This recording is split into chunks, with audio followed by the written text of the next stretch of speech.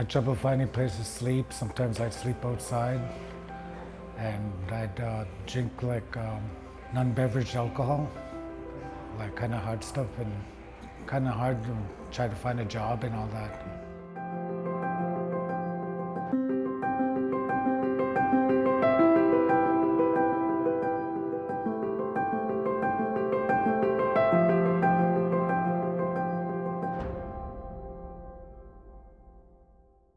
Harm reduction has taken a lot of different forms. I've seen it done well, I've seen it done poorly, and the managed alcohol program being operated by Boyle Community Services is indisputably the most sophisticated harm reduction program I've ever encountered. On top of that, the physical space is gorgeous. It centers the participant in a way that creates dignity, that creates peace, and that creates self-respect. The community-centered approach to harm reduction, where participants can get together and share stories and have a strengths-based approach to care, is transformative and represents best practices in a way that I haven't seen done this well anywhere else. The managed alcohol program has been an inspiration. It's something that I've taken back to the leadership team and my organization at Bissell and spoken very highly about, and done brainstorming around how we can take some of the amazing ideas that we've seen here and replicate from my vantage points from some of the programs I oversee. And that applies not just to day shelters or PSHs or these specific services that I oversee day to day, but also even nitty gritty into our data collection. One of the things that I've really been impressed by is how the managed alcohol program has consulted with their participants, with their client base, around what data gets collected, why it gets collected, how it's weighted, what it's used for, and having participants really evaluate the evaluation system has been really eye-opening, and I think really enriching. I think you get better quality data when you include the people who are being measured in determining those metrics. This program supports people experiencing homelessness who regularly consume non-beverage alcohol. Participants of the program receive a daily allotment of wine, which they help brew.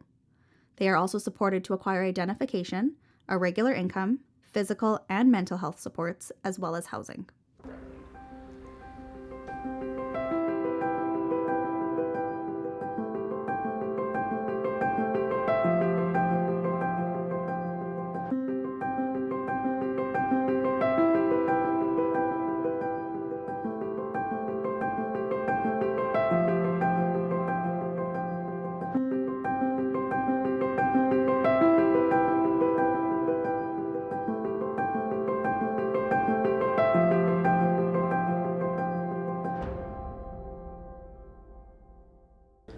But they usually get into the wrong alcohol. Hand sanitizer, rubbing alcohol, and that stuff. I've been drinking that for a long time. I started when I was drinking when I was about 5 or 6. Me and my older brothers and sisters, there's 12 of us in our family. 7 boys and 4 girls. But we started, me and my brothers, we started drinking homemade brew that my mom and dad used to make all the time. And they'd pass out and we'd get into their brew. And we'd pay for it. We'd be real sick. That this is a good program, and I recommend it to a lot of people. So easy to lose your life drinking that stuff. That's how I lost my brother. He was drinking hairspray. And he had a heart attack from that stuff. And my other brother, my older brother Norman, he'd drink rubbing alcohol, and something happened to his kidneys or something. In a way, it's kind of making me think. I want to sober up. I'm starting to think about, being a dad to my children and a grandpa to my grandchildren. Be around for them.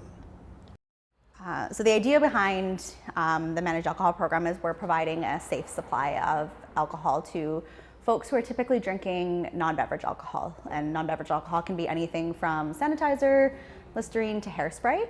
And in our case, we're providing wine to folks. What's really unique about our program is we're not just a dispense site, but the alcohol that we provide to our participants is brewed on site by community. It's bottled by community. It's a completely peer-led, peer-run program. So when we first started thinking about MAP and what this program could be and why that it was needed, I think our biggest expectation and our biggest hope was just that folks reduced their consumption of non-beverage alcohol.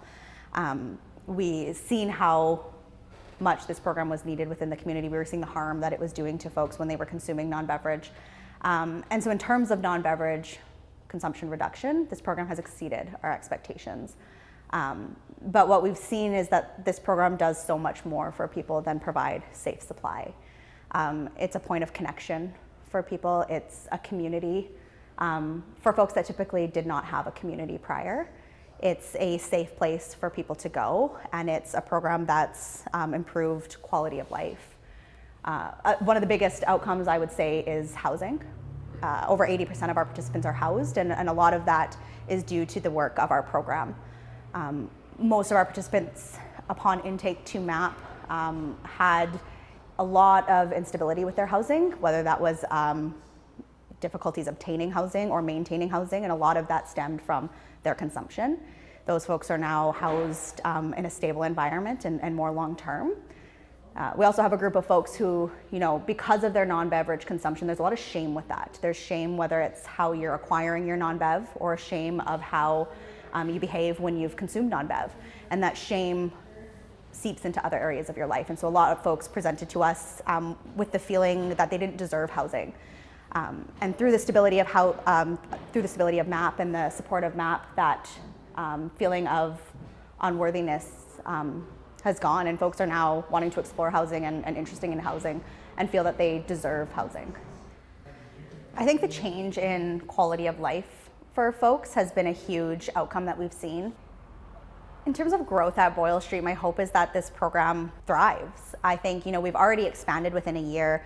We have this great new space. We have doubled our program participants. And I think just seeing how beneficial this program has been to the lives of our community members that we work with, my hope is that we can continue to do that for others in the years to come. My life was living on the streets, eating shelters, drinking unbeverages, alcohol, hand sanitizer, Listerine, hairsprays. That's the kind of life I lived on the streets. I love this program, and every time I'm downtown, I tell people about this program because it's a big help. I'm learning slowly for this math program, and I like their program that's drinking this wine. At least it's real. Hopefully it gets my life back in order. I can finally look forward to leaving this place, Edmonton, and getting my life straightened out. And hopefully they find me a place to live instead of living in the shelters. Just because I live a long ways, young life, but I do want to go home, and I haven't been home in 20 some years. And I want to get off the streets, straighten my life out, go back to work for my uncle. It's the reason why this program has helped me a lot. Just seeing the way that people respond when you're able to give them some options besides just one avenue, I've seen it, be something that really empowers people in the process of their wellness, and in the process of, with my program, the purpose of our program is to support people in working towards independence. And when I'm able to give my participants more choices, if they express to me that they want to change their relationship with alcohol in some way, maybe they've determined that it's problematic or chaotic in some sort of way.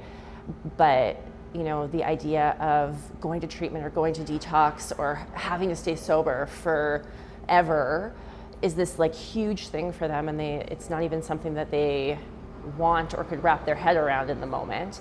Being able to be like, there's another option as well. If you're just looking to manage your relationship with alcohol, you don't necessarily have to go to detox and treatment and do all of those sorts of things and make this huge change in your life. We can start here. Well, they helped me get my IDs back. Now I'm being housed at a place called Urban Manor. It's an all-man shelter. They feed you there, they give you good beddings, they do your laundry. The staff here helps me get to my medical appointments, and I'll be getting glasses soon to help me clean my life up pretty good. It helps me feel better about my life in a positive way, helps me move forward, and actually makes me feel more confident about doing things. The folks that we're serving probably are amongst the most stigmatized people in Edmonton that you'll come across. Folks consuming, rubbing alcohol, hairspray, hand sanitizer, things like that. And even at Boyle Street, where we're accustomed, I think, to helping the most vulnerable, I think we struggle to help this population. And I honestly think this is a group of people that's often viewed with disgust, disdain. So I think, first of all, to be able to offer them a real opportunity. And I think for many of them, it's the first real opportunity that they've had to change the narrative of their lives. It's been very powerful. We've really tried to do something different from the charity model, where clients kind of sit back and passively consume resources or services. In MAP, the participants are active players. They run this program beside the staff, right alongside the staff. And so with that, you see that sense of investment, that sense of purpose, that sense of pride and investment and belonging that comes. And so yeah, we really see from there a sense of dignity and personal transformation set in.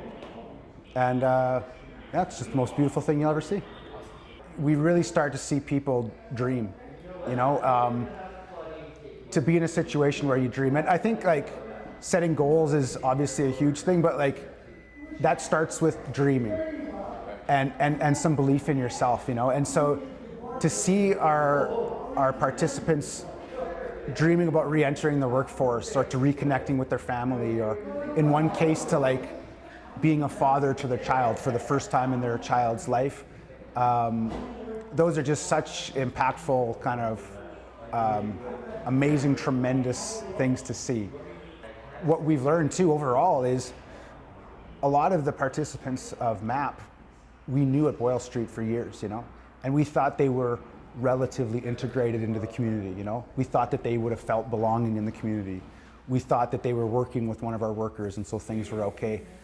But once we started to engage with them here in this particular way, we found out they were feeling profoundly lonely and isolated and purposeless, And so it was a good lesson for us too at Boyle to be really intentional, to not make assumptions about who's coming into our building, to not just think, oh, that person seems relatively okay, or everyone knows their name, therefore they must not be lonely. Those can be dangerous assumptions actually. And I think we've really learned that here, how really asking people how they're doing truly, and especially once we've lowered some of the stigma, and then asking them to help us set goals and to work alongside us to set those, to reach those goals. I think has been a tremendous learning for the entire organization. And as Boyle Street moves into its new building, I think you'll definitely see us incorporating some of the lessons we've learned at MAP across the board. My life before the program was pretty difficult. I had nowhere to go. I was in a pretty bad relationship, and I was drinking a lot, stuff I wasn't supposed to be drinking, and I couldn't even get a job. And yeah, I had nowhere to go. Being in MAP is It's really helped me out a lot. Like I've got a place now. I'm housed. I'm going to. I've got this work program that I'm doing here on the computer, and they take me to my appointments, remind me about my appointments, and got a bus pass, and yeah, and they also help me get housed, so therefore I can actually get into a routine, which I'm getting in, thanks to them. I'm just really grateful that I'm not drinking non-bev anymore. I've been cutting back on my drinking, and it's definitely moving forward. I hope to continue moving forward thanks to this program. I think there's been so many successes, and success looks different for everybody. I think one of the biggest ones that stands out for me, though, is there's a participant who is in MAP, and this is someone that I've known for 6 years. And they disclosed one day that they had a son. And this is something that nobody knew. None of his caseworkers knew, none of his supports knew, and that he had been trying to locate this son. And through conversation, why now? What are you hoping for? He expressed that, for the first time in his life, he felt that he was stable enough to be a dad and to be in his son's life, and that was not something that he had ever felt before. And so our team worked to locate his son, and we were able to arrange a visit. And so the CFS worker came to our office and met with this participant and met with staff. We took him to a visit with his son. He hadn't seen his son in 8 years. They ran to each other, they hugged each other, they told each other how much they loved each other. And I think for our community, often that's not an experience that they get. I think it was really the highlight of this program and why we work so hard with our folks. For someone who nobody even knew he had a son, to feel like now he could not only say that I have a son, but say, I think I could be in my son's life, has just been so impactful and so beautiful, I think, of what this program can do when we provide safe, consistent, non-judgmental support for people. The one participant I'm thinking of in particular, he has been involved with the housing program for a number of years. I think probably like 4 or 5 years. He ended up coming over to my caseload, and I work with more of like an intensive housing team. When I got him on my caseload back in, I think it was the fall of 2021, and just seeing how much his quality of life has improved since connecting with MAP. I have to give him also a lot of credit for having, the drive and the desire to want to connect with a program like MAP, but MAP has made it so easy for him to, just plug in and get as much out of this program as he's wanted to get out of it. And seeing how he's benefited from their peer support group, seeing how he's benefited from their mental health support that they have to offer, and just seeing him, hearing what he shares with me about, being involved in the whole process with making the wine and being involved in community in so many different ways here. He's able to make friends here and be here and connect with those folks. And now that he's not always so worried about if he's going to have enough money for alcohol, where he's going to get his next drink from, all of this kind of stuff, he can actually focus on, the other things that make him who he is as a person. And I've just seen so much growth in him as a result of being connected with this program.